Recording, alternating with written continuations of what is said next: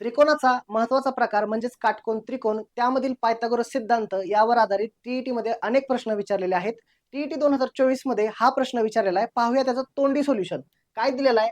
एका विद्युत खांबाची जमिनीपासूनची उंची 9 मीटर दिलेली आहे. त्या खांबाच्या टोकापर्यंत 15 मीटर लांबीची शिडी उभा केली आहे. ही शिडी आहे 15 मीटर लांबीची. तर तुम्हाला जमिनीवरील खांब आणि शिडी यामधील अंतर हे अंतर काढायचं आहे. तर बघा, हे जे काही खांब आहे तो जमिनीला कधी पण परपेंडिक्युलर म्हणजेच लंब असणार आहे. इथे एक काटकोन त्रिकोण तयार होतो.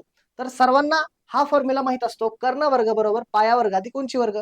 परंतु पेपरमध्ये आपल्याला वेळ कमी असल्यामुळे तुम्हाला काही त्रिकुट तोंडपाठ करायचे आहेत. त्यामधील पहिलं त्रिकुट आहे 3 4 5. 5 म्हणजे सगळ्यात मोठी बाजू, तो असतो कर्ण.